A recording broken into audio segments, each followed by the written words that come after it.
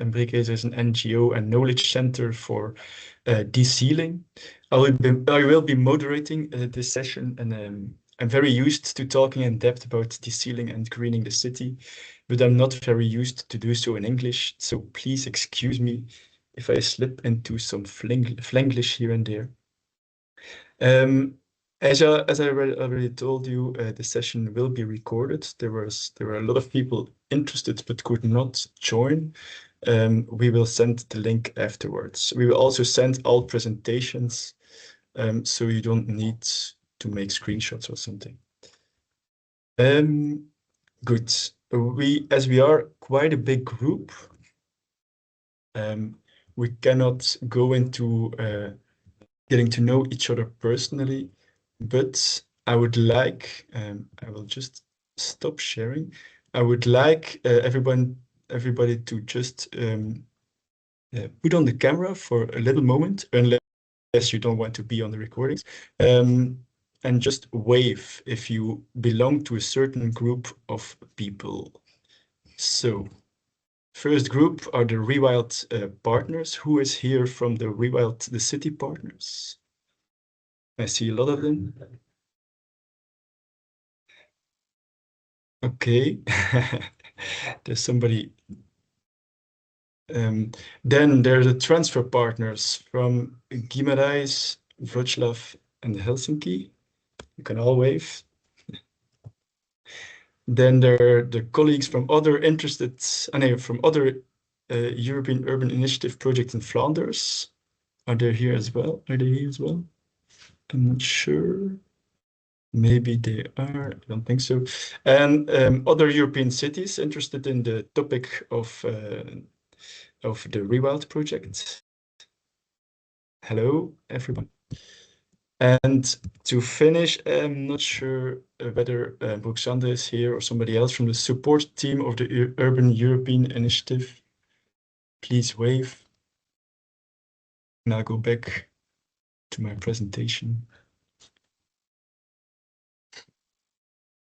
So maybe later we will be able to get to know each other more personally. But as it would take half an hour, I guess, to do so now, we won't go into that. This is our first learning session, and the schedule we have for you is quite generous. We will see if we need all this time, and if not, we will finish earlier. So I'll go into a brief introduction, and then the Arnhem, Anne from the city of Arnhem is here to go deeper into the topic of long-term co-creative green management and their approach on this topic.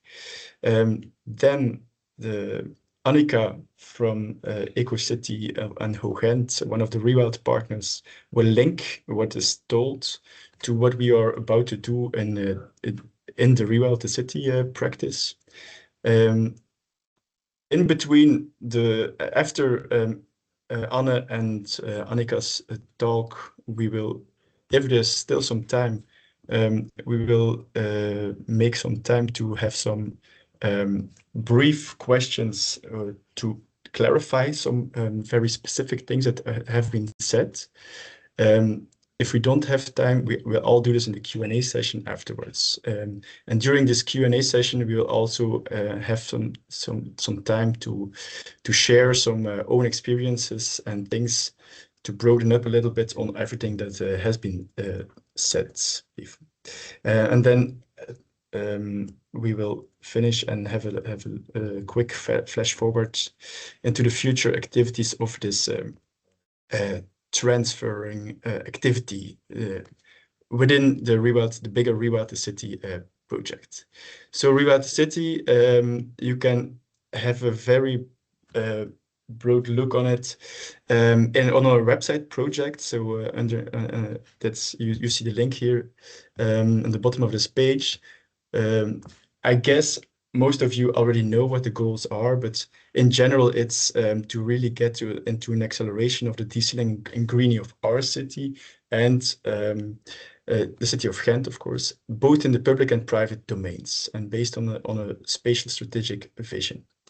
We will be implementing innovations or trying to implement these innovations and tackling barriers all kinds of barriers. And for example, on the topic that we are talking on today, and that's getting the involvement of citizens in the green management. So we will try to engage as much stakeholders as possible, not only the citizens, but also, for example, schools and companies. And Anika will go into this topic as well. But we will try, I mean, it's a goal, a very important goal of the Rewild the City project, to do this in a in a social justice way. So here you see all the project partners, different academic partners, and then of course, then 2 partners from civil society. And of course, the city of Ghent. This webinar it takes place as part of the work package transfer. That's an obligatory and a logical work package in every UI project.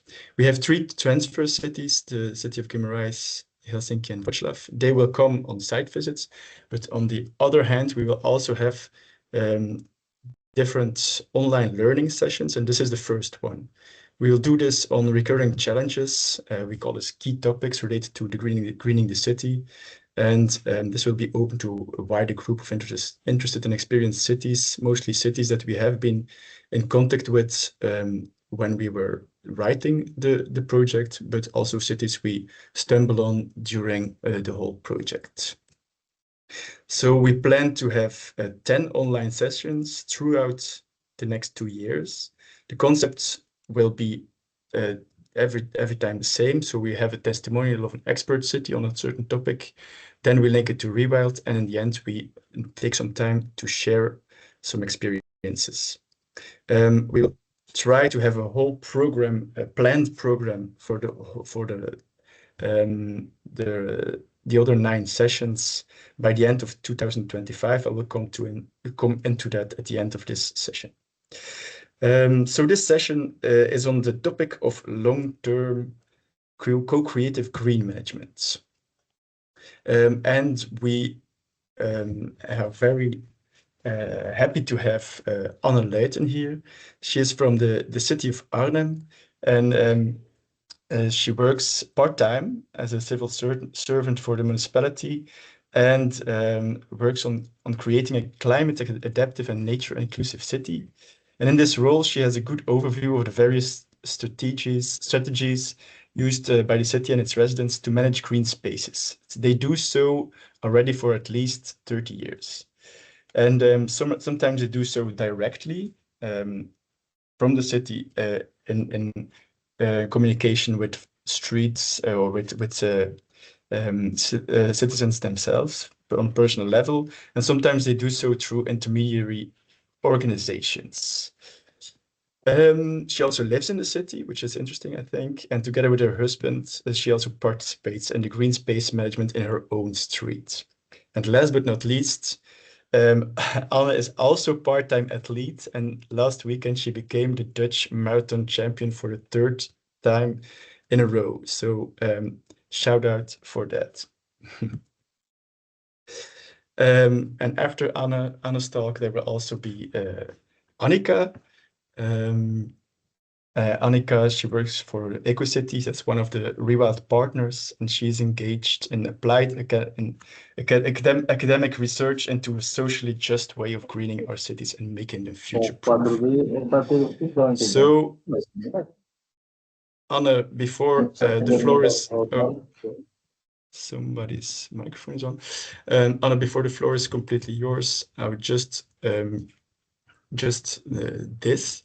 If you have some questions on clarifications or some general questions, please put them in the chat. My colleague Kyle and I, we will moderate this.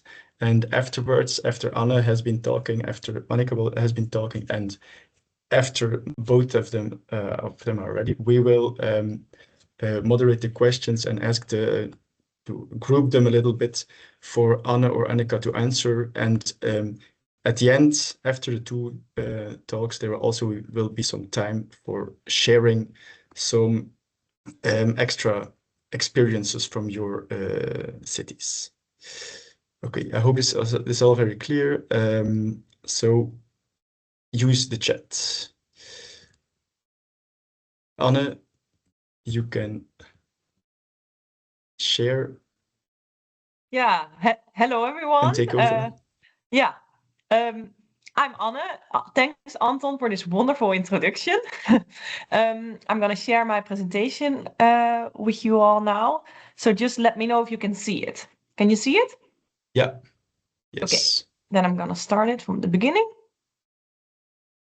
So, I'm Anne Luijten. I guess now I don't need to introduce myself anymore, but I work for the city of Arnhem. And I mostly work on supporting green citizen initiatives. And I'm going to tell you all about it today. So first, I'll give you a little bit of an overview of the climate adaptation policy in Arnhem. Then I will tell you about my work, which is connecting that top-down policy to bottom-up ideas and wishes from citizens. Then I'll delve into those citizen initiatives a little bit more and explain to you how we in Arnhem are making them into a success. And lastly, I'll tell you a little bit about sort of an experiment that we've been working on for the last few years, which is the what if neighbors, if citizens can't do it themselves, and what if they need a little bit of help. So for those of you who don't know where Arnhem is, it's in the eastern part of the Netherlands. And the Netherlands is pancake flat, but Arnhem isn't. Arnhem is the exception. And that makes it so that we have more challenges related to climate change than the other cities in Arnhem. Because we have a giant river going through our city that splits the city in a northern part and a southern part. And in the northern part, we have the city center. But the northern part is also the hilly part, as you can see on this picture. And that means that if it rains a lot, all the water from the hills will go down towards the city center. And I mean, the people in the picture are pretty happy about it, that the city center turns into a swimming pool. But of course, that's not what we want. In 2014, the whole city center flooded and because of too much rain. And that's when it really, in Arnhem, we really started to make climate adaptation policy.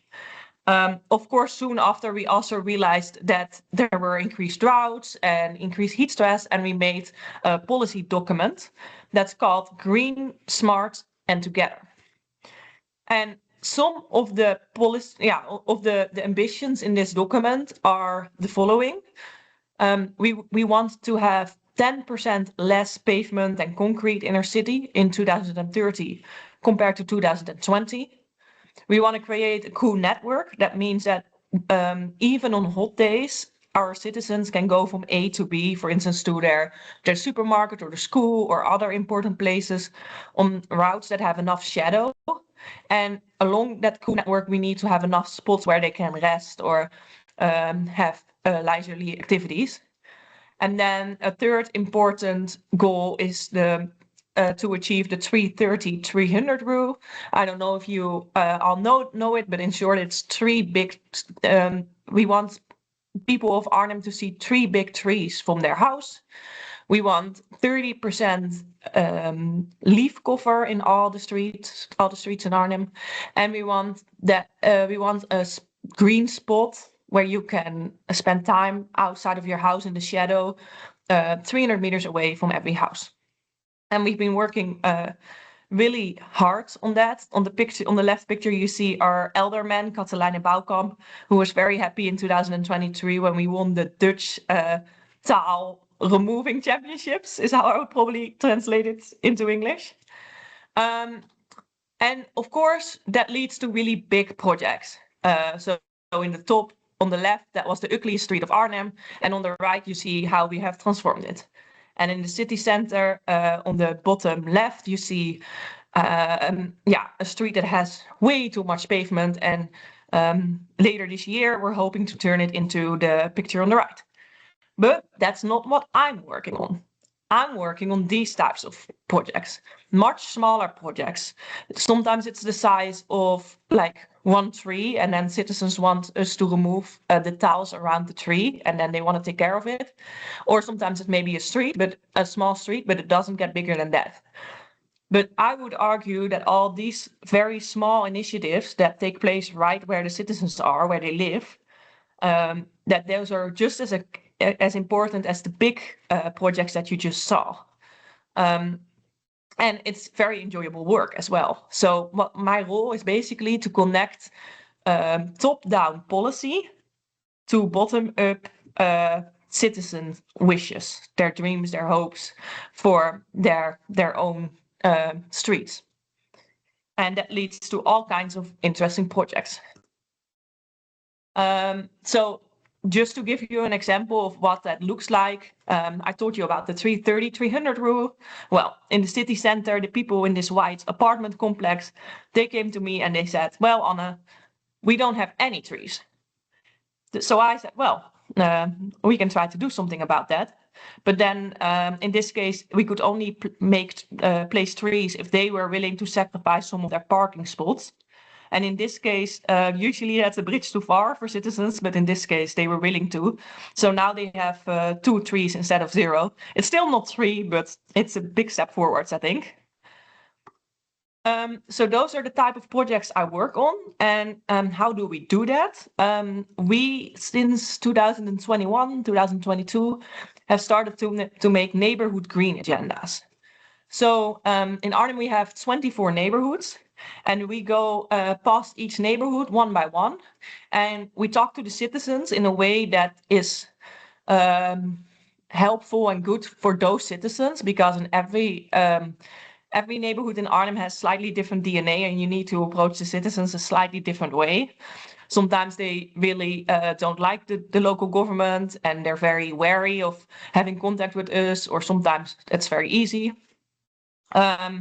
So we go into the neighborhood, we talk to the people, and we see what they want, and we also see what they want to do about it themselves. So it's not the case that they can just tell us, well, on the left you see a very paved square, that they just say, well, we want this different. Can you make it different? Can you make it more green? No, they have to participate in it. And the more they're willing to participate,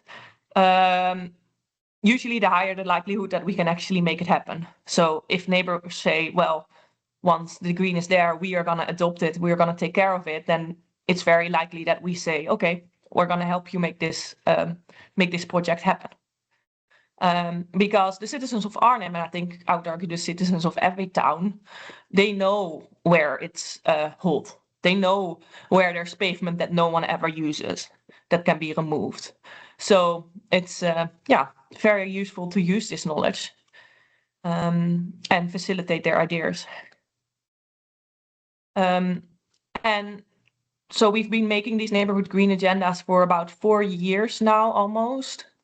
And there are a really big success. We have a lot of initiatives, a lot of people who want to help. And we see also a lot of side effects. So we see that citizens connect with each other, increase social cohesion. We see that in addition to climate adaptation, we can address other topics. For instance, we can improve playgrounds. When we're making them cooler, we can also make them nicer. We see that that other related topics that we can work on that as well. And we can connect private and public. Throughout the rest of the presentation, you will see examples of this. Well, now you're probably wondering, oh my God, where do I start? Well, in Arnhem, we said we start with the neighborhoods that are either the most urgent from a perspective of climate adaptation, so they're very hot or lots of water issues. On the right map, you can see the city of Arnhem, and this is our heat map, and you can see that the city center, which is all the way in the center and very red, that is a very urgent place, and the neighborhoods around that as well. And then towards the outsides of the city, it becomes a little bit less urgent. So we only got to those neighborhoods just this year, or we're getting there next year. But also we thought that it would be important to also go first to the socially economically disadvantaged neighborhoods, because we think we have 5 of those, and we think that those neighborhoods really deserve it too, and that we can make those neighborhoods a lot better if we add green projects there. And throughout the presentation, you will mostly see pictures of examples of those 5 disadvantaged neighborhoods and projects we did there. On the left, you see a picture of how we approached the people in one of those neighborhoods. This was a neighborhood where the people we thought wouldn't show up for like a citizen meeting. So instead we said, this is a very poor neighborhood, neighborhood with a lot of problems. So instead we organized a market where we distributed plants for free if you either took tiles from your own yard, so you had to give us a tile from your own yard and then you got a plant, or if you gave us an idea for your neighborhood. So we had very fun, interesting conversations with people of this neighborhood about what they wanted. And as you can see, this neighborhood also had a lot of people that don't speak Dutch but very well. So we also put Arabic on the poster and had I hired an Arabic-speaking colleague who can help out in neighborhoods like this. And that leads to these type of projects. This was the project first. It's a playground. It's very gray. The neighbors came to me and they said there are a lot of drug dealers. There's a lot of garbage. No one ever uses the playground, at least not children. So then we talked to them and had a lot of meetings, and then we turned it into something like this. And this was actually very fun because the houses in the back are rental houses.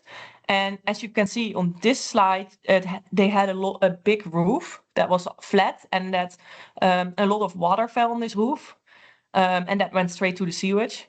But you can't see it on the after picture, but underneath here are giant crates that are holding the water now.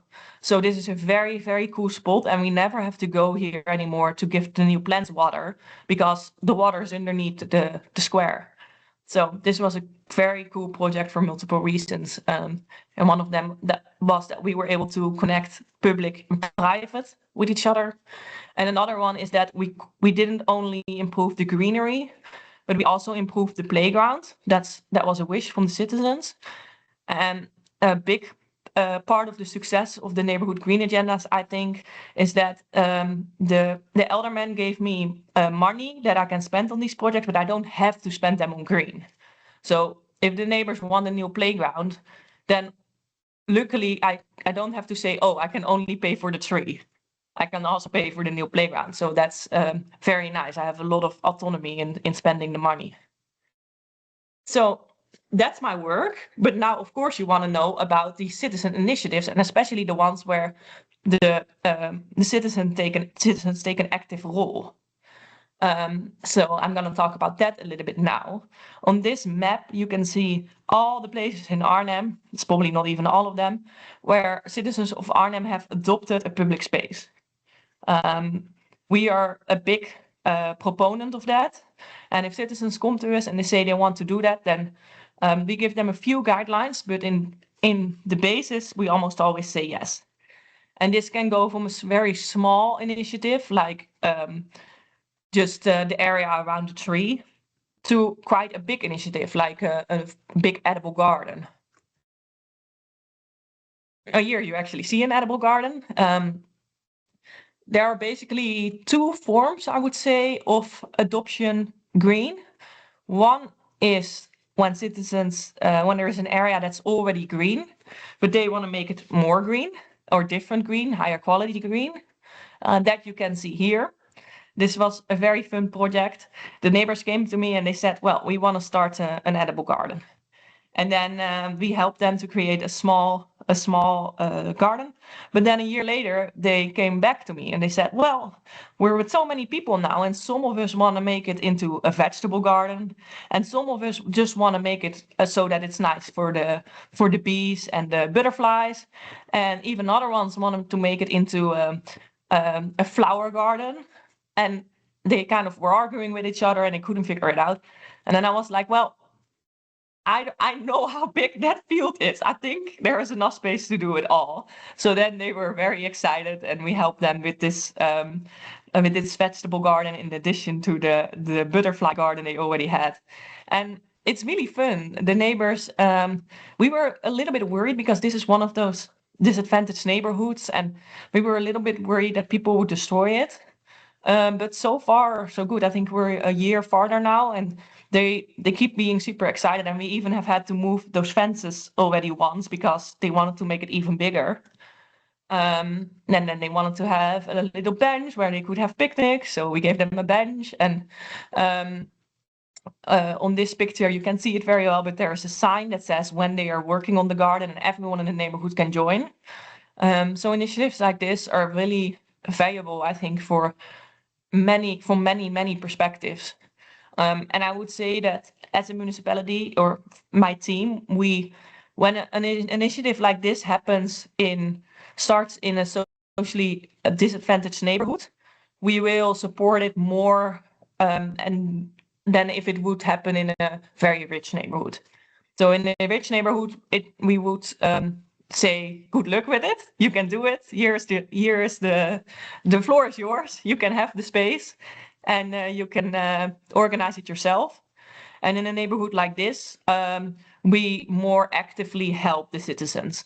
So of course, we provide the stuff, and we make a design for them, and we give them a good start. This is in another one of those neighborhoods. You're probably on the upper picture, you can see how it was before, and it's green. So that's nice from a climate adaptation perspective. That's not full of tiles. But I think you would also agree with me that, well, it's green, but that's about it. It's not very attractive. The dogs liked it, but no one else. And then an organization that was housing next to this, they came to us and they said, I think we can make it into something else. And they did a lot of work and organized the citizens, and we basically only paid, and they did everything else. You're probably wondering, why are the beds raised and not just in the soil? But there is a lot of sort of poisonous soil here, so we couldn't do that. But actually, the beds that you see, they are made from tiles from the gardens of the people that live in this neighborhood. So we asked people in the neighborhood, oh, do you want to green your garden? And then the tiles that we freed up, they came here. And then the people themselves, they made these beds. So it's become a really, really nice spot for, I think, both people and animals to be at. The other form is if it's currently paved and the citizens want it green.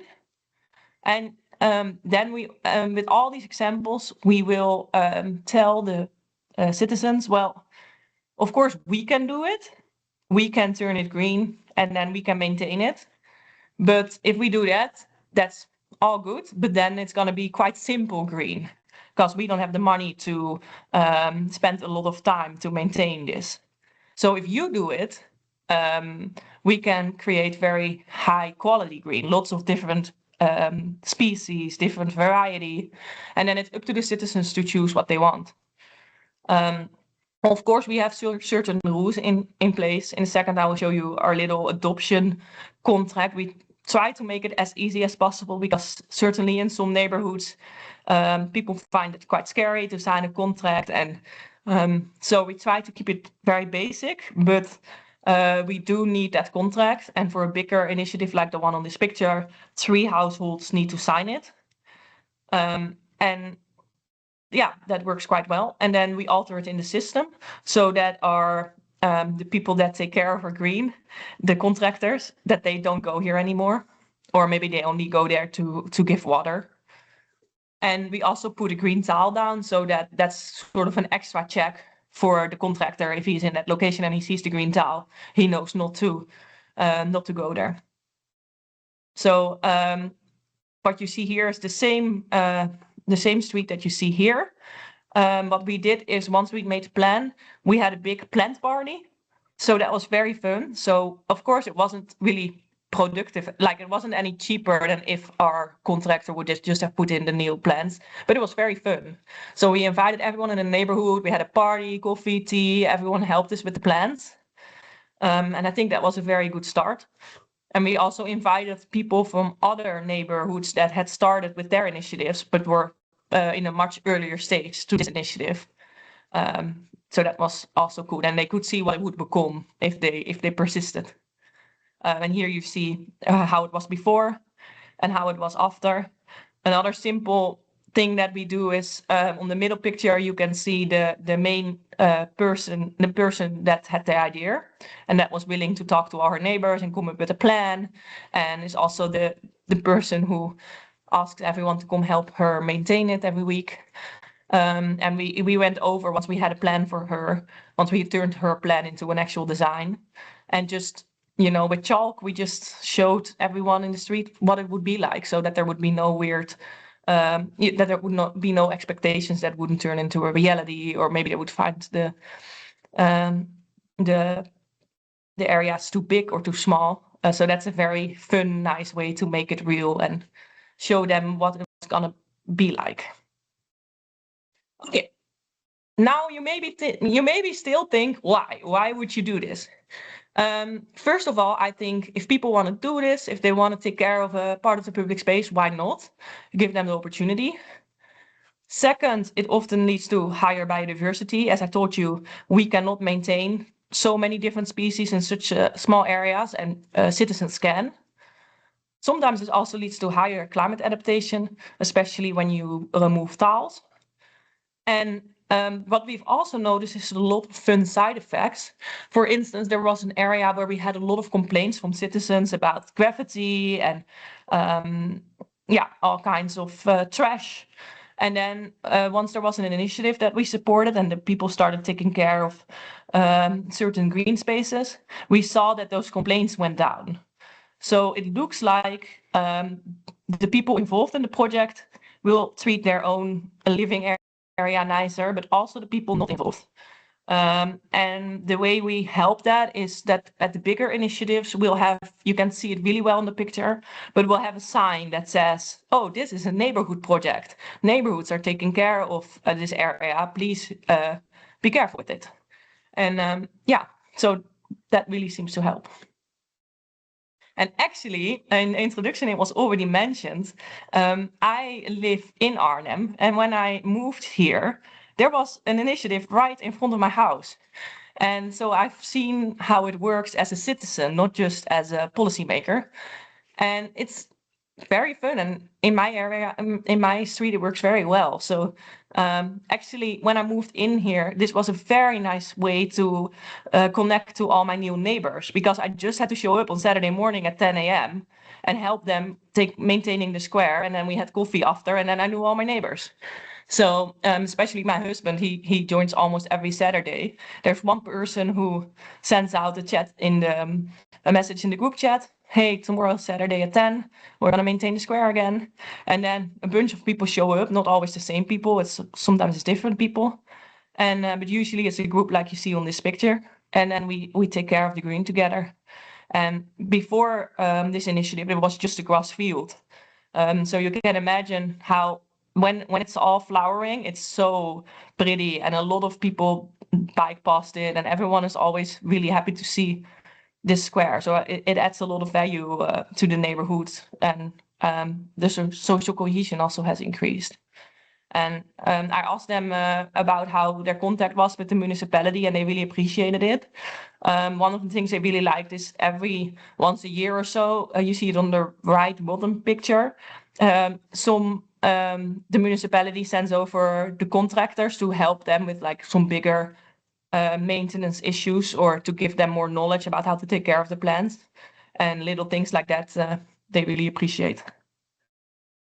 So I think I've already given you a lot of reasons for why you should do it, but maybe many of you have reasons why not to do it.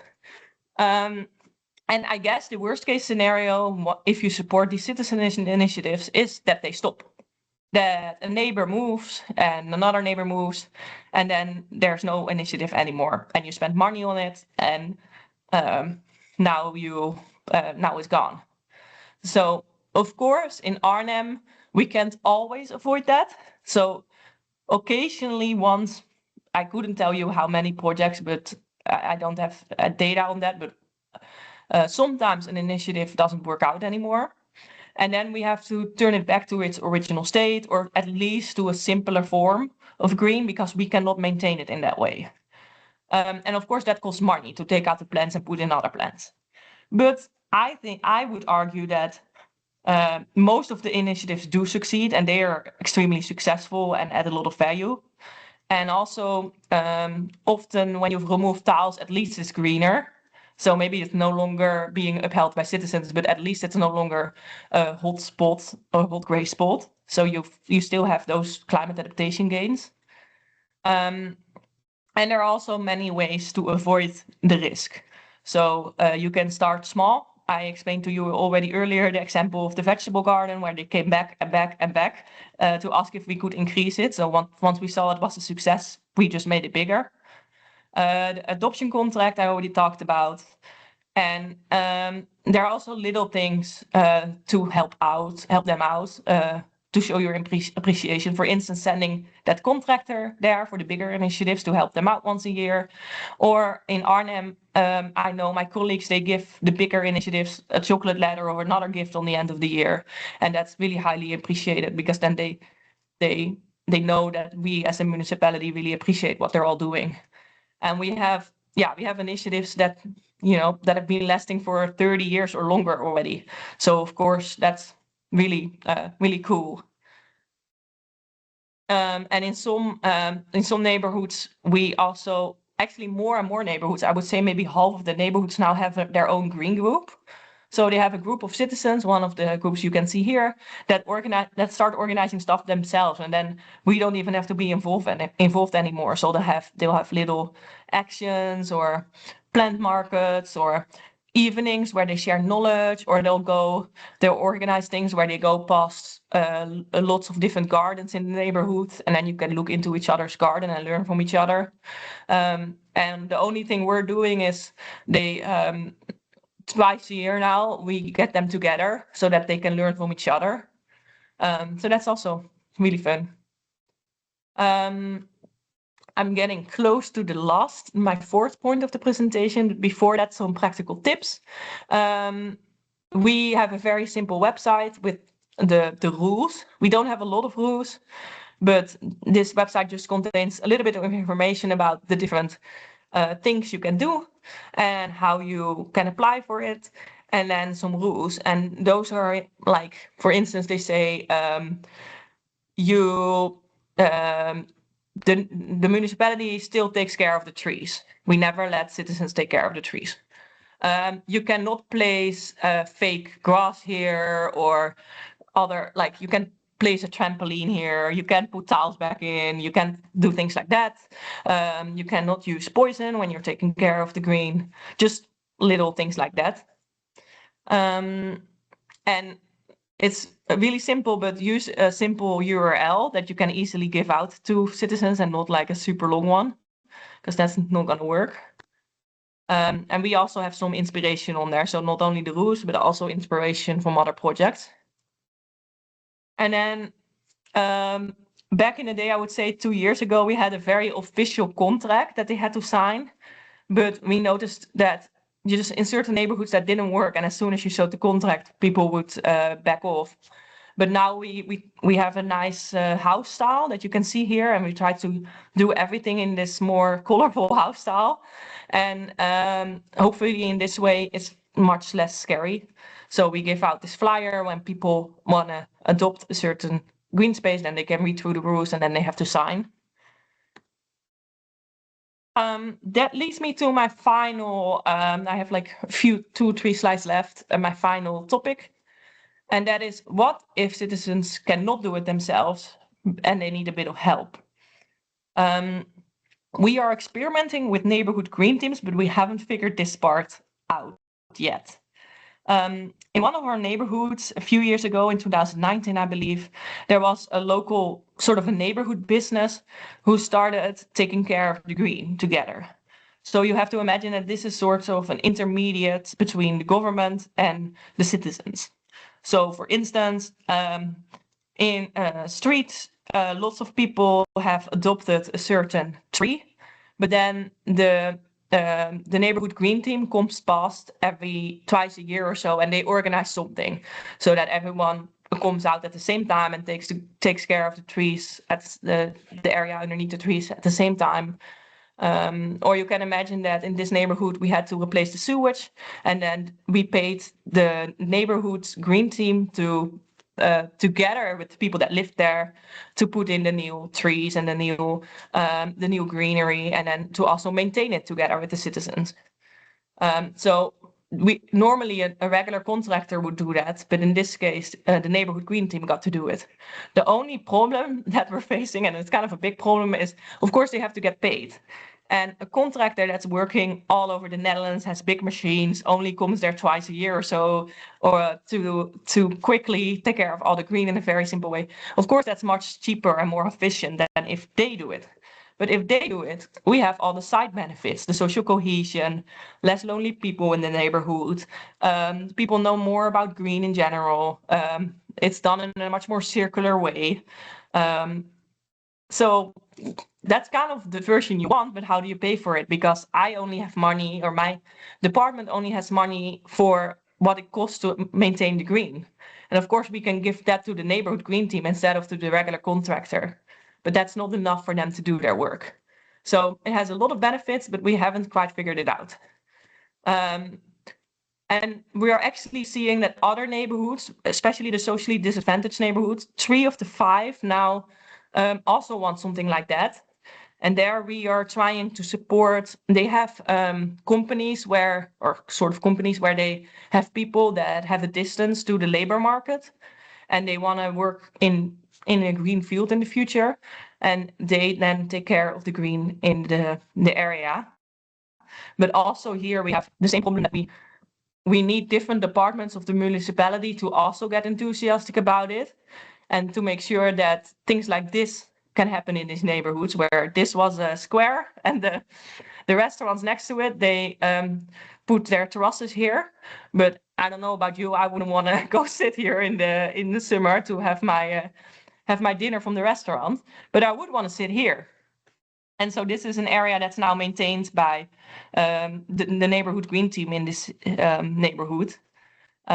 So we're trying to make it work, but it's a never-ending search for money to pay them.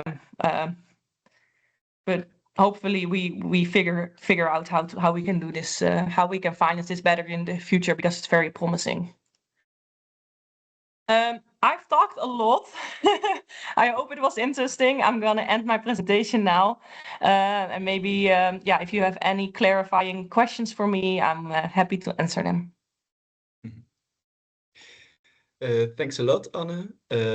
As Anika will be going deeper on the topic of social justice, and we have 4 questions in the chat that are not really good, are not about the socially justification. I would take the questions now. So, in general, the first question is a general one.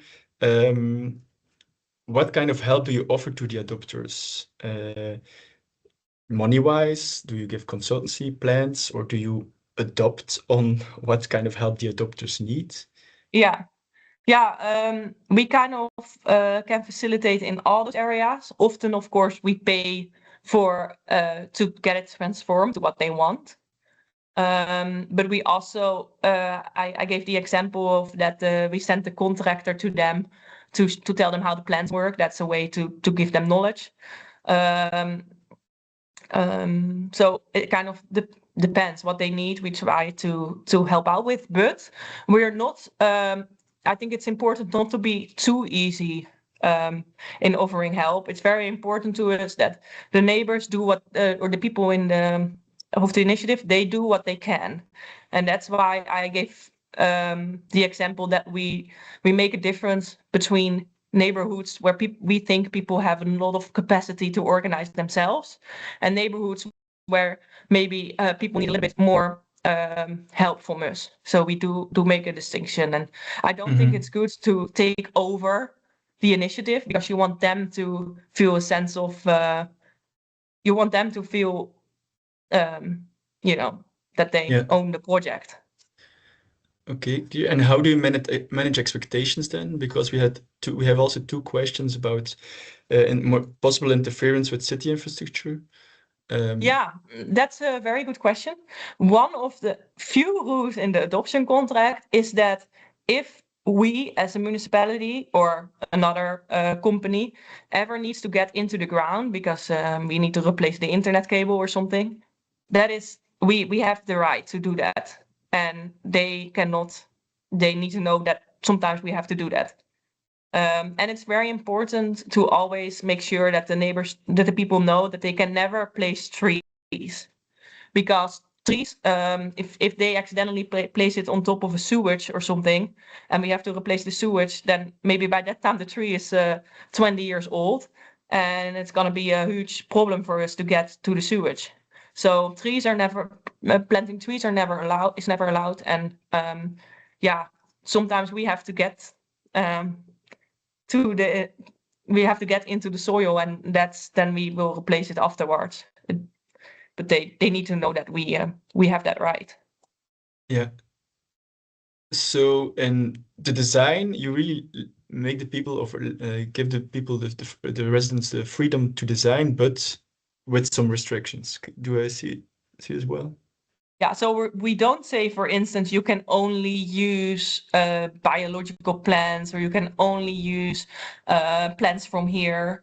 We don't go that far, but like I said, they can't place a trampoline in the field, or a bunch of benches if we don't know about it, or other big objects. Yeah. And you give advice. I mean, I guess you prefer biological plants. So when we plant it, we will, of course, make sure that we plant the plants that have a lot of value for animals. But sometimes, often we'll say we do the first round, but then if any of the plants die, you have to replace them yourselves, and then maybe they put in other plants. We don't like to put in too many rules. Okay, I see your flexibility is maybe a key thing here. Okay, then on the topic of financing all these plans, who funds all these kind of activities? And I think there's two things. On the one hand, you have the investment, and then on the other hand, there's the management costs. Can you go deeper into that? Yeah, so I have a budget of 250,000 euro a year to fund projects like this. But it's funny, because whenever I start in a neighborhood, the first question of my colleagues or of citizens is always, how much money do you have? But I don't like to work like that. So I first want to know if there are any initiatives, how many initiatives there are. And like I said, we give priority to initiatives that where the people want to take a strong role themselves. And if I don't have the money, then I will go talk to my colleagues that have other finances that I can maybe use. And if they don't have the money, then there are subsidies from the province that I can apply for. So, I mean, one important thing is that you tell the neighbors that sometimes the citizens that sometimes it takes a while, or and sometimes they have to find the money themselves. They can also apply for certain funds. So I guess this is maybe not the answer that you like to hear, but I always try to find a way, left or right. And sometimes we have to maybe make it a bit smaller, but I almost never have to say no. Yeah. And what about the management costs? Yeah, the last 4 years, I started doing this by myself. So you can start with just one person that works 20 hours a week in one neighborhood. But the last 4 years, we got a very green government, even greener than the 4 years before that. And they made a climate adaptation a priority. So then my team got bigger, and I got Maybe it was other not people that are helping. maybe I was not very clear. I mean, the costs that are involved with the green management of the neighborhoods. I mean, the green spaces, I guess these the people and the organizations adopting green, they also need some management. They have some costs. No, they That's what don't. They don't? They do it for free, completely? Yeah, the people they do it because they want to do it, because maybe they live in an upstairs apartment and they don't have a yard, but they have very green fingers. Or maybe Yeah. they like the social cohesion. My husband works here every Saturday in the neighborhood yard because he likes it. Yeah. It's nice to be outside. It's nice to meet his neighbors. And we don't have to. The thing is that, of course, we have to pay to turn it around from what it was to what they want it to be. But then, basically, you don't have to go there anymore. Like, we don't have to go there anymore to take care of the plants, because they do it. Maybe by the bigger initiative, once a year we send the contractor there to help them out a little bit, or maybe if they have really big amounts of green trash that doesn't fit in the container, we will come pick it up. Little things like that we can help out with, we will. But in the basics, it's theirs to do whatever they want to do with it, and we don't touch it, and it doesn't cost us money. Okay, thank you. We have some more questions, but I would propose that we go to the talk of Anika, and in the meantime, Anne, you can maybe answer some of the questions in the chat itself. Sounds good. And then if some questions are not to be answered in the chat, but just by speech, then we do it at the end of the webinar. So Anika, floor is yours. Yes, hello. Good morning, everybody. I will first try to share my PowerPoint presentation. Let me see. Are you seeing a presentation now? Okay. I will put it in. Is it clear for everybody? Okay. Yes. So, well, the talk of Anna was quite interesting because there are already a lot of links with what we are doing with Rewild. I will first, even before I introduce myself even more, I will first make the links between what Anna has said and the topic of community engagement with the Rewild projects. So why did we put this topic of community engagement? Why did we put this on the agenda? Well, because of two things. What we want to do within Rewild is to experiment. So in one neighborhood, there will be a redevelopment of some streets. And within this redevelopment, there will be a lot of green that will be introduced in the streets. One of the streets you can see on the picture to the right. So it really needs, there is really a lot of potential for bringing in more green there.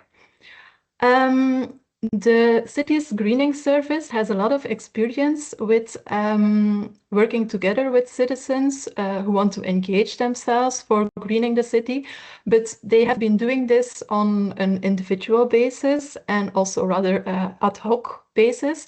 And they wanted to experiment within these streets. They wanted to, maybe get an answer to the question, how can we collectively manage these streets? So is it possible for this street to, the people living in this street to collectively manage the greenery? And a second experiment that we want to do is in the neighborhoods where we are working, there will be some additional spots that will be desealed and regreened. And we also want to set up some kind of structure for designing these spaces together with the citizens and making a plan for the future maintenance of these places together with citizens. So we really want to experiment with collective engagement in the management of urban green. My research center is really interested in this topic. The research center for which I work is called EcoCity. and we are working on socially just and sustainable urbanization. So we work on the very general question, how do people live together in a sustainable and livable way in an urbanizing environment?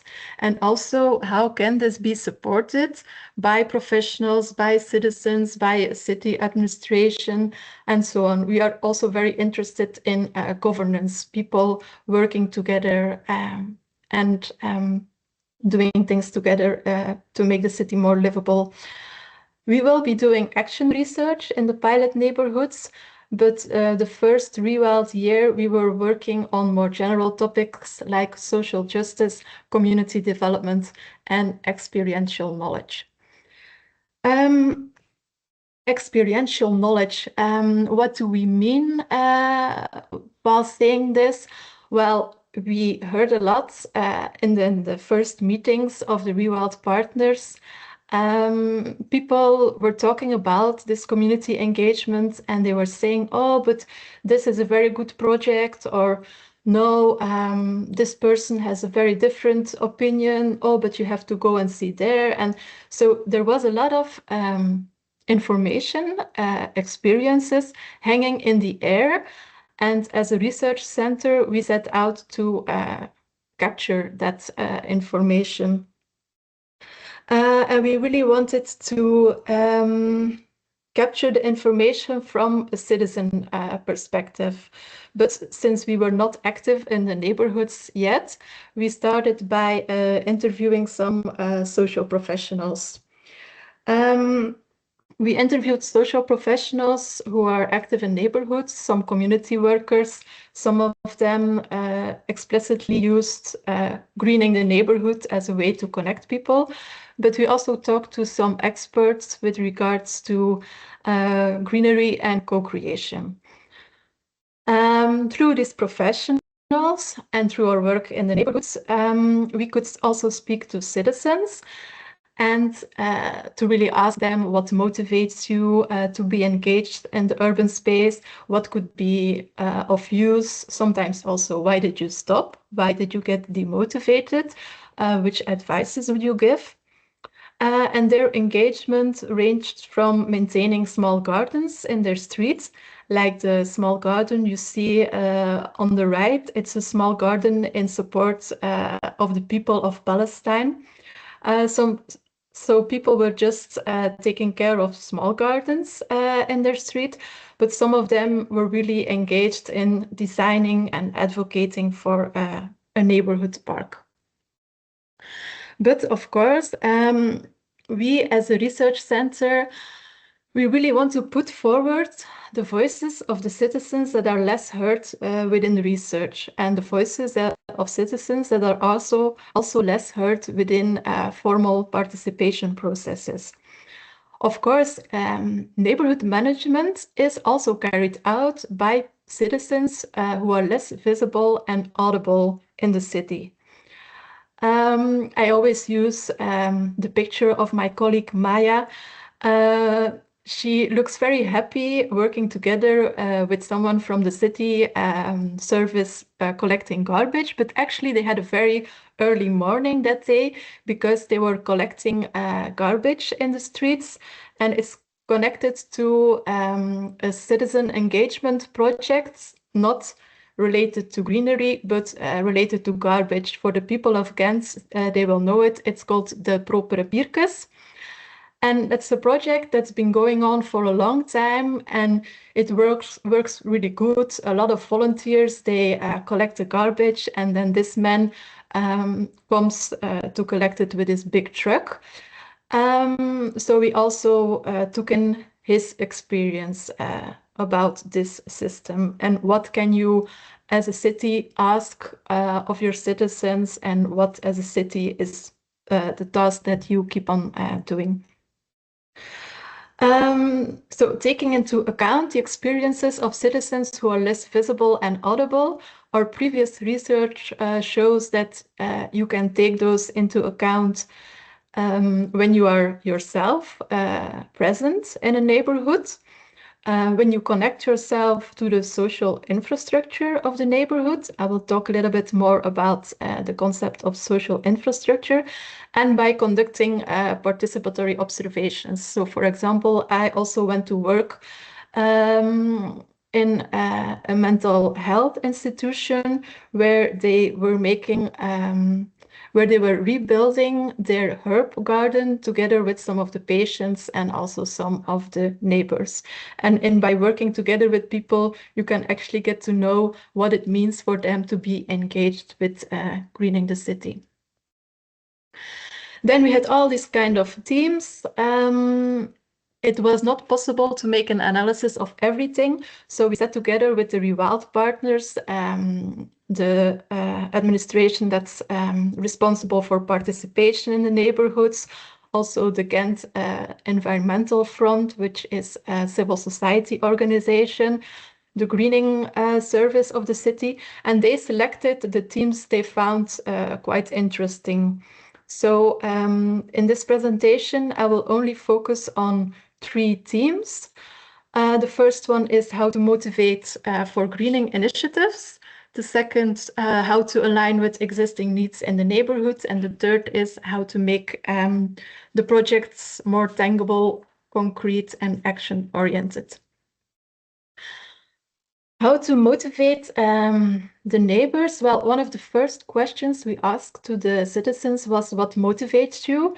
And it turned out that neighbors think that more and well-maintained greenery can contribute to a pleasant living environment. So they talked to us about, we really need beauty. They said the word beauty a lot. We need nice places, calm places, places where we can have a rest, and also places where it's nice to meet somebody, so a possibility for social interaction.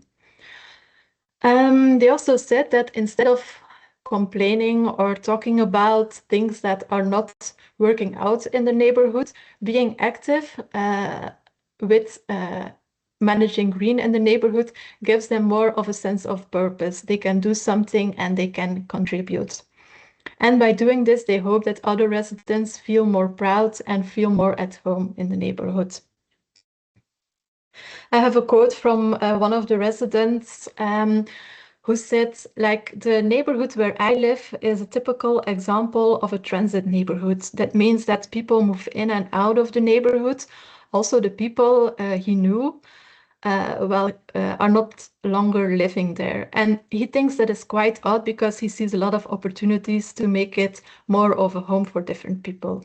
So he started working with the kindergarten teacher, who was also wanting to connect local children to the neighborhood. And since then, they have been working together on a vacant plot near the school. So we just started doing things, was something we heard a lot when we were interviewing people.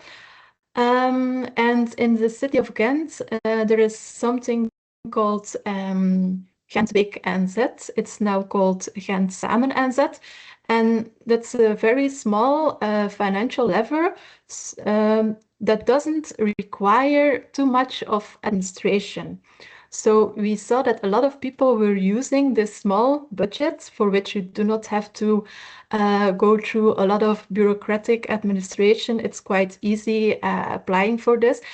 And it was used a lot because, as people said, you have to have something to begin with.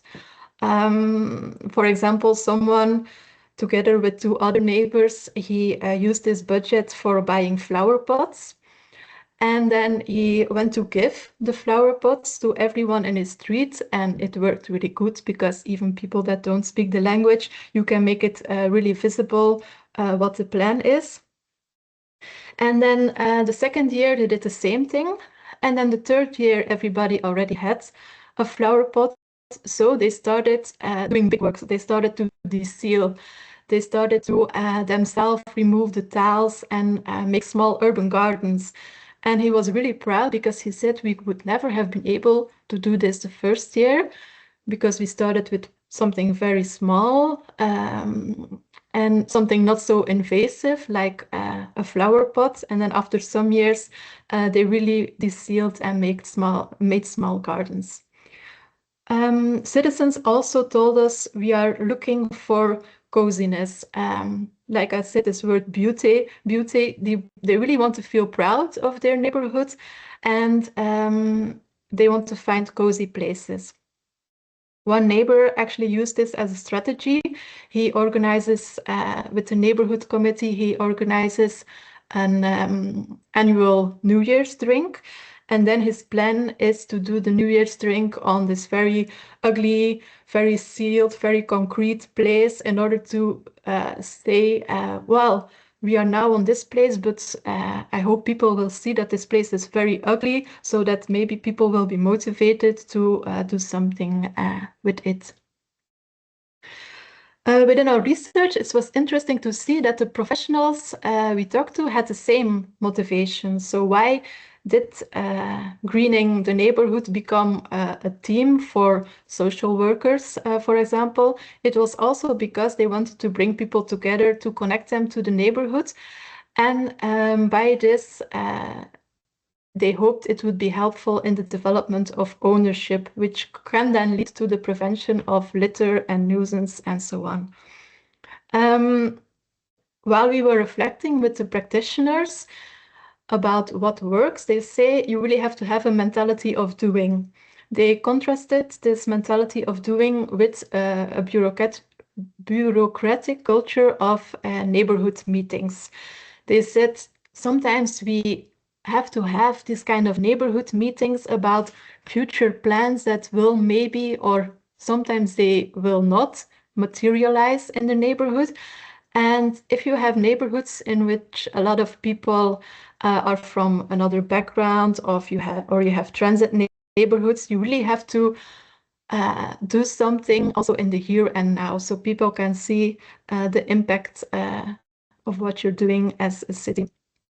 So they don't have lengthy meetings. They provide coffee, work together, have sandwiches, and then they sort things out and they make plans. They also stress the importance to not push people, but to coach people. So give people information, give people access to material. Do not do it in a top-down way, but really coaching. And the best examples we saw were the places where professionals are able to respond quickly to what arises on the spot. Someone says when a group of citizens comes to you with an idea, you have to be able to respond on the spot.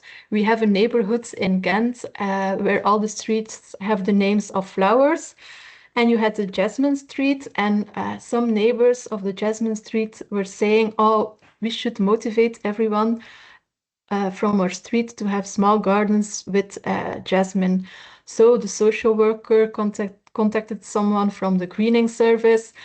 This person from the greening service, he desealed pavement. The social worker was there with his mobile coffee car, and they made this into a really nice moment. Another thing we found out was it's very important to align with existing needs. Anna has also told about this. It's not only about desealing and regreening. They also wanted, for example, a playground. So you really have to talk about different subjects. Desealing and regreening is not an isolated story. A lot of things are going on in the neighborhoods where we are working. And in order to make it an integral story, you have to recognize the different needs that play out in the public domain. And of course, this requires an integration of different policies. When we asked people why they got involved, they didn't get involved because they wanted to deseal. Some of them got involved because they were tired of their badly maintained sidewalks. So they removed the tiles and they did something, they regreened it. Some of them got active because they wanted more quiet places. Some because they wanted to grow herbs and they didn't have a private garden to do this. So in Ghent, city administrators are looking into ways of broadening the focus. They are saying we not only need to talk about green, we need to talk about mobility, food, safety, health, and so on. Also, other cities are doing this.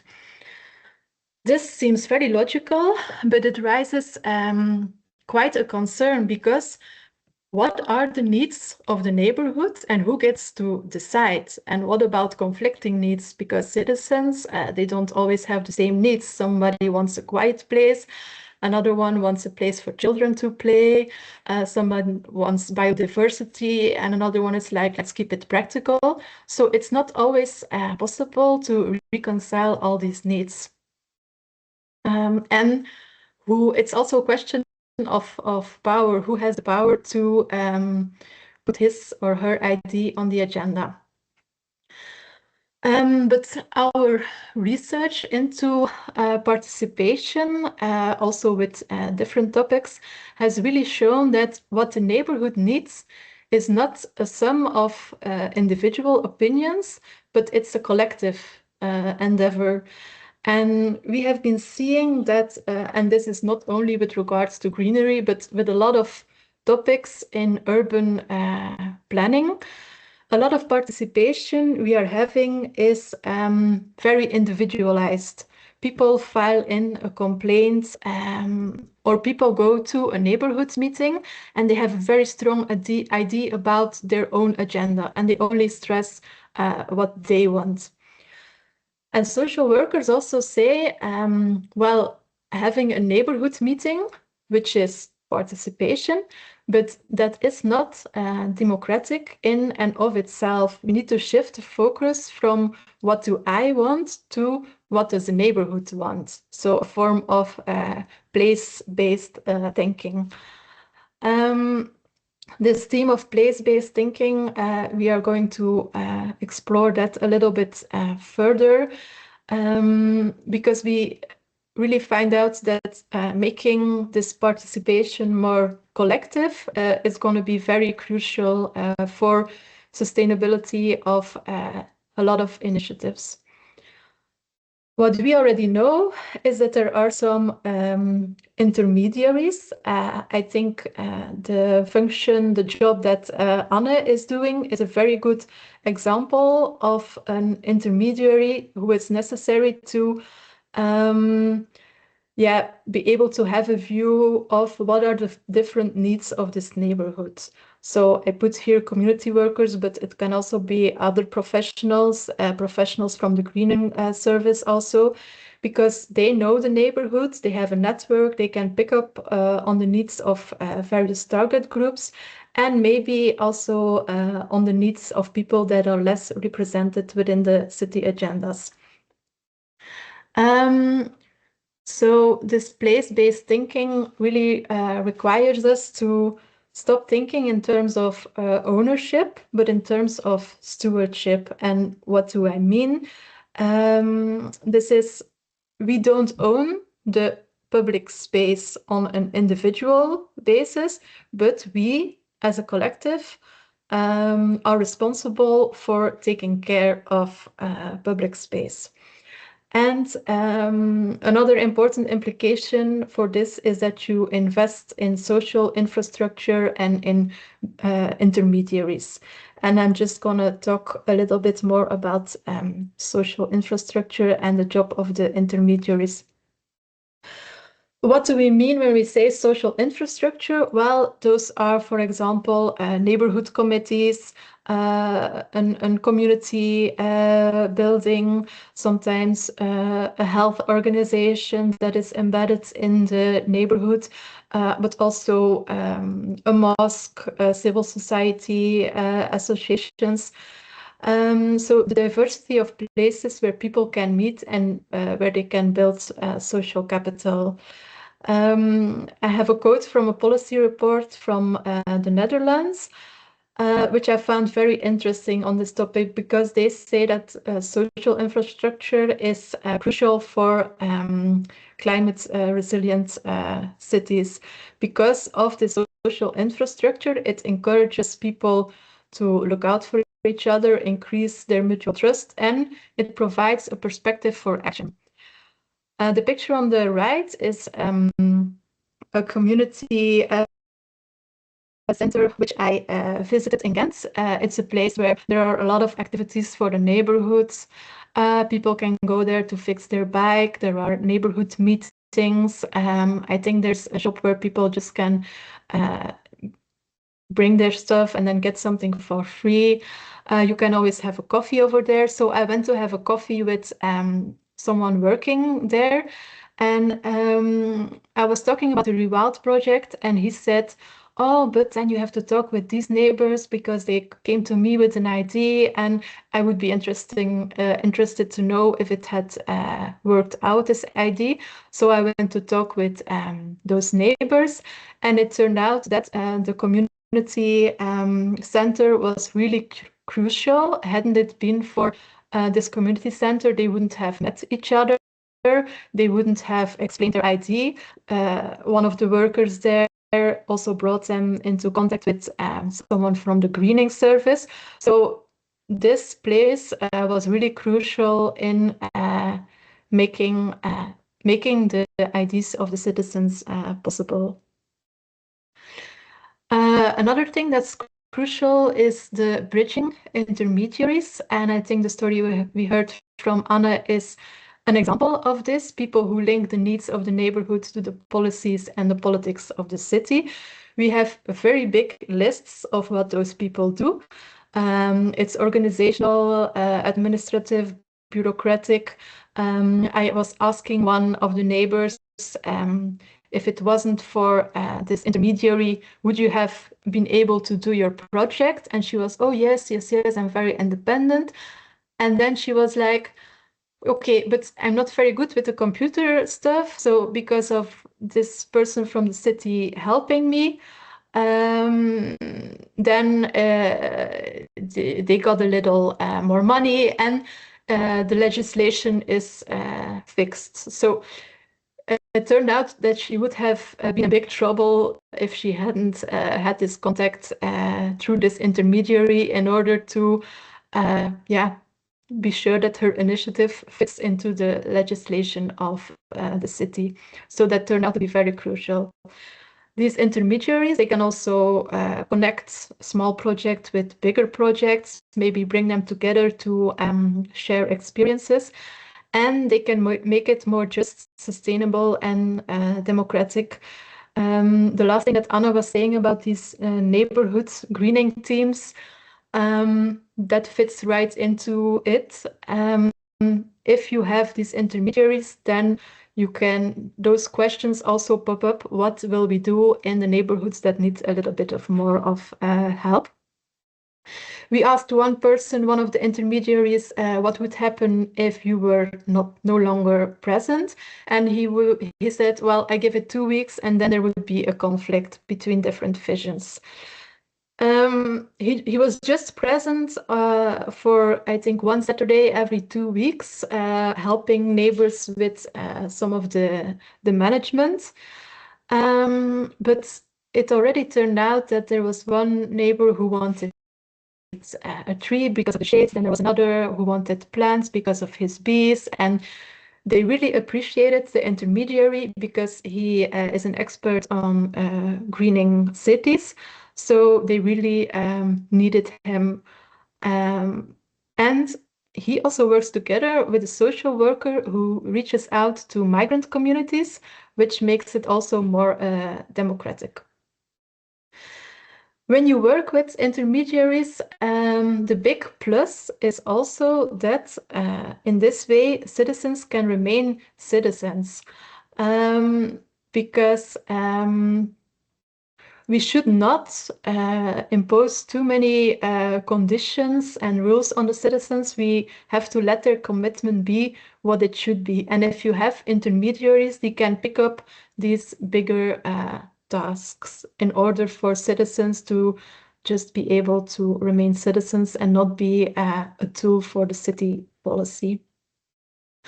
I'm looking at the time. I'm gonna leave this one for what it is, because I think Anna has already talked a lot about these very little concrete projects. I also liked it that she was saying these small things in the neighborhood are as important as the big projects. And we have also seen this.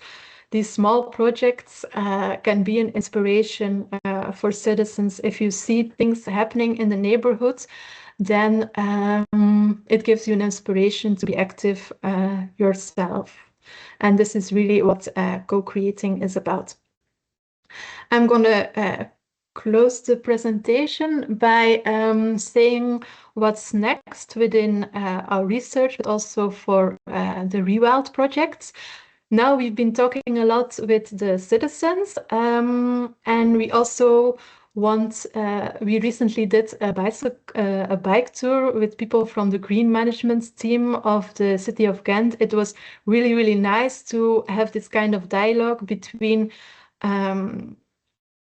between what are the perspective from citizens who work in the public space and what is the perspective of somebody working for the greening service. So our plan is to connect these two and make it into a kind of dialogue.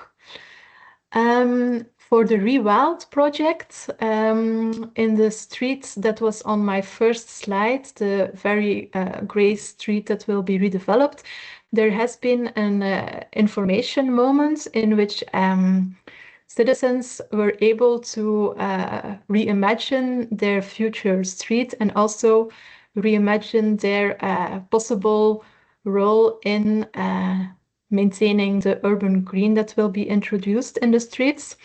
There were different workshops, and we really put in a lot of effort to go from informing citizens to working with citizens. The challenge that remains is how do we integrate the perspectives of those citizens who are less visible and audible.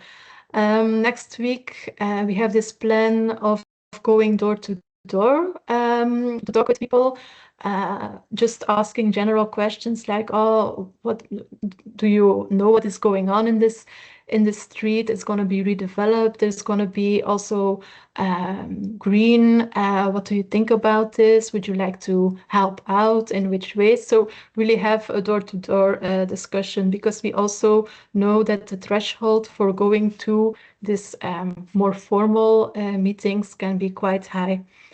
We also plan to maybe when the weather is better in spring to just be outside with coffee and sweets and talk to people. And we're going to interview the social tenants, because in that neighborhood there's also an apartment building. And we want to interview them and maybe work together with the social housing estate to make it an integrated story. So I think that is about it. That's my presentation. Thank you for listening, and I'm going to stop sharing. Thank you, Anika. I believe your story complemented Anna's story very well.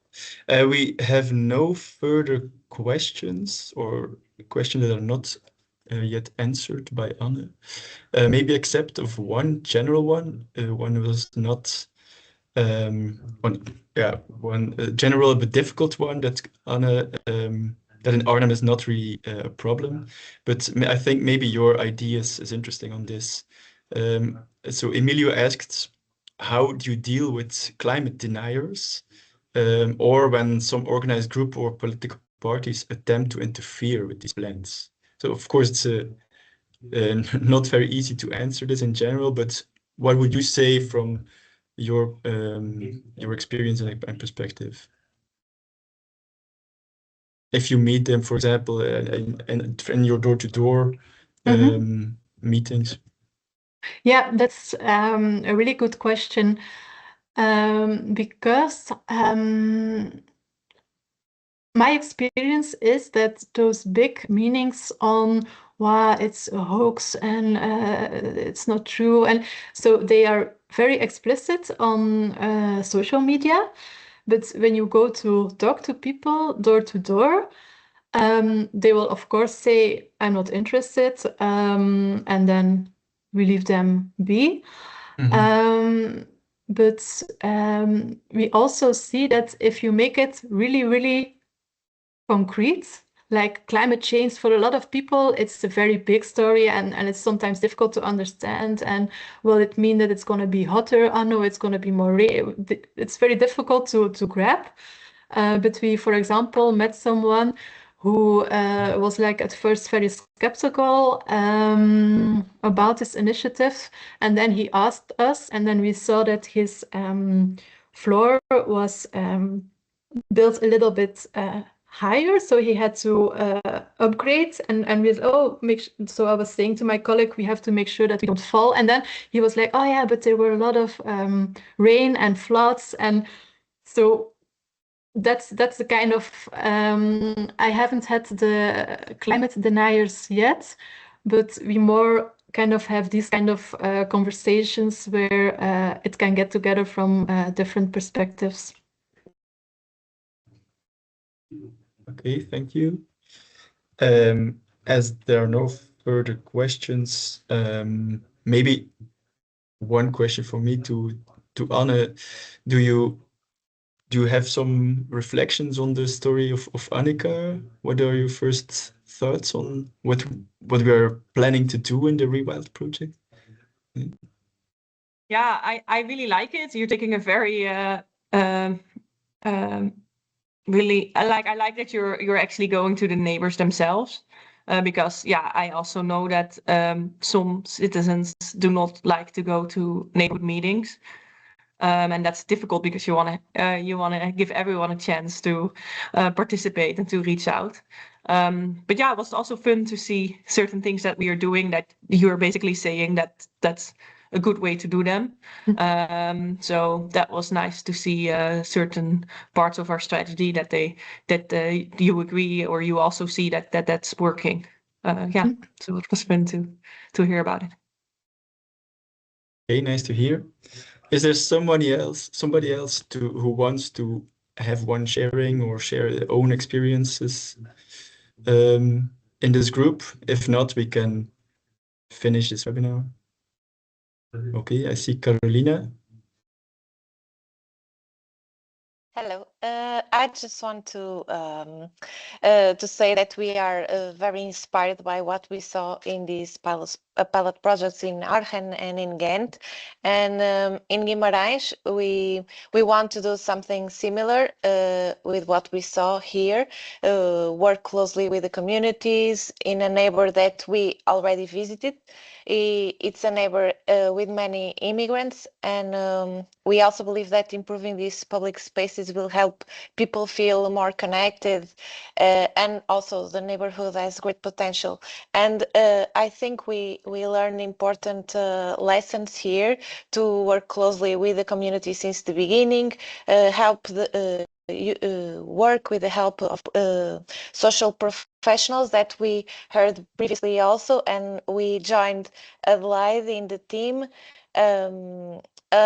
also align with the wants and needs from the community, also to the selection of plants, maybe plants that can be food for the birds and the pollinators, and yeah, make sure that the space, there will be someone to take care of the space after the project finishes. And yes, and the something that we didn't talk is to act in a fast way after people when they contact us with ideas, and give people delicious food in the meetings is important. Maybe they want to come to the next meeting. So I think that what was said here, keep it simple and make it special, makes perfect sense, and we can create something beautiful and cozy and cost effective, just like we saw here.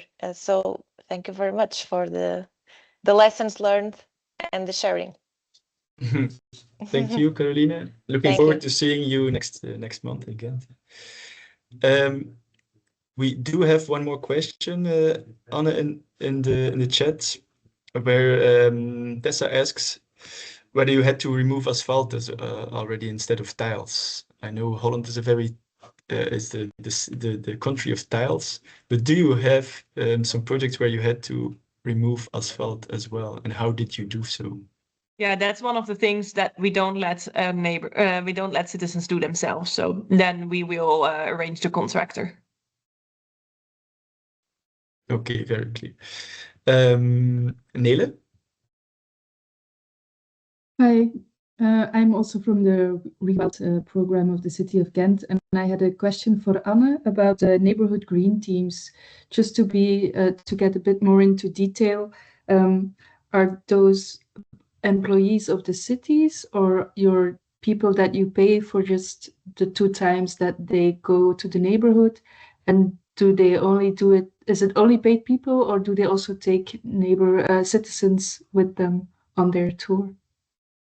Yes, it depends. I believe that Anton and his team visited the Spijkerkwartier last Friday. And in the Spijkerkwartier, one of our neighborhoods, it's a neighbor. They are basically a business, a social business. And instead of us giving the new work that we had to do in that part of the city to a regular contractor, we gave it to them, and they got the same amount of money as the regular contractor would have gotten, but we got a lot out of it because they did it together with the citizens. But so they are not from the government; they are other external groups, and it's very nice. Like they live there too, so they walk through the neighborhood to give the plants water, and then they talk to the citizens of that neighborhood, and so it's very social. And so they will work together with the volunteers, like the people that have adopted a certain area or that maybe want to help just one time. So yeah, it's very nice, but it's difficult to finance. Yeah. And then in the 5 socially economically disadvantaged neighborhoods, we are now starting to have already there. We have sort of organizations that work with people that are looking for work and that need new skills, and refugees and other people that are receiving government allowances because they don't have work. So there it seems to be maybe a little bit easier because the government is already paying those organizations to help get those people to work. And then one department of it is the green work. And then I come in and I say, okay, you get the same amount of money that a regular maintenance contractor would have gotten. But then still it's difficult because the normal contractors and the limited money that we have for them is so low that it's almost impossible for a local green business to do it instead. Mm-hmm. Yeah. Okay. Thank you. Yeah. Yes, and complementary to the green business, these green groups, the green groups we visited, they exist of volunteers. So, for example, in the Spijkerskwartier, they had 250 volunteers for one neighborhood. So, of course, this is a work of 30 years. It was very impressive. One thing we also learned last week was we heard from various volunteers how crucial it is to have continuity in the intermediary working of the city. So Anna, I hope you and your colleagues will continue to work for the city of Arnhem for a long time to come, because of you have to get to know each other all again and again. Okay, I think we can finish after Annelies has the last. Yes, thank you. I would like to thank you both, and especially Anna, for your advice and your really inspiring project in Arnhem. I have maybe one more question. If you start again your project, would you do something else? Would you change something in your approach? That's a good question.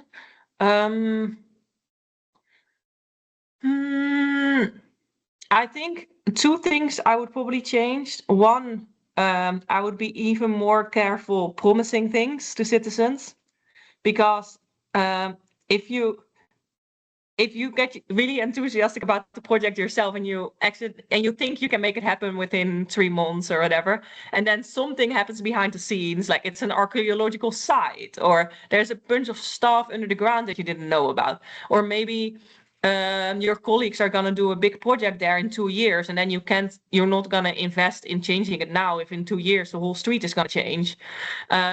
And then you have to come back to the citizens and tell them, oh, well, it's going to take longer. Or so I would be even more careful promising the citizens anything. And I would try to even more not take on too many neighborhoods at the same time or too many projects at the same time, because citizens really already a few days is a long time for them. I mean, if they don't get a reply or if there's no action. Whereas for a municipality, of course, if we can get one of those bigger projects realized within a year, that's like quite quick. But for the citizens, that feels like forever.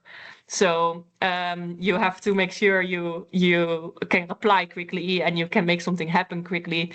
And that's also the tip about start small has to do with that. We had to learn that sometimes in order to make an initiative a success and to help the citizens quicker and to make it a little bit easier on yourself, like there are many reasons why starting soon but small is often better than taking a long time for a really big project.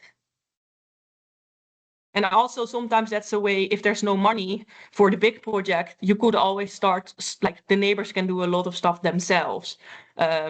Like taking tiles away and doing some planting. And then maybe I've had that with a few projects where I didn't have the money and I had to apply for a subsidy from the province. But in the meantime, they could start out small already.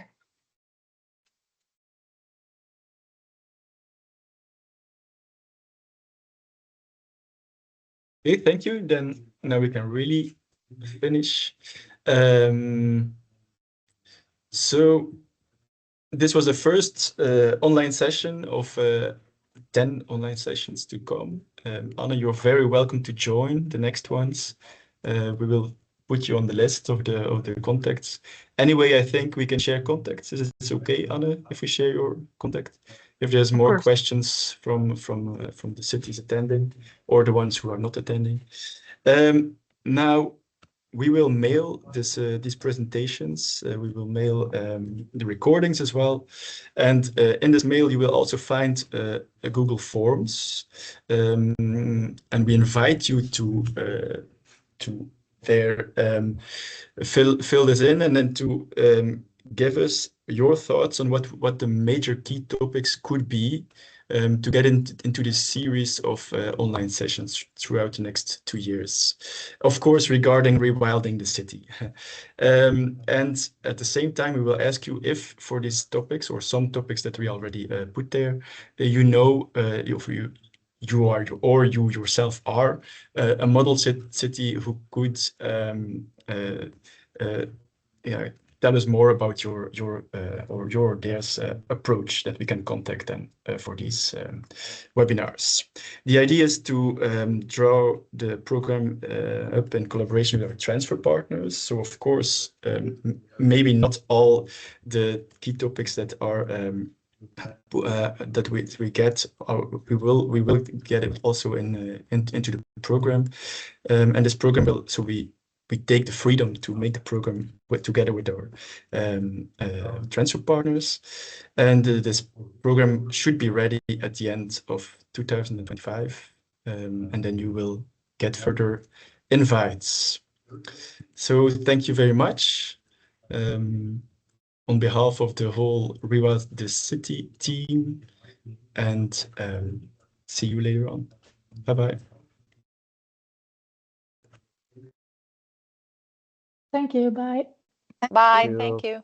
Bye. Bye. Thank you.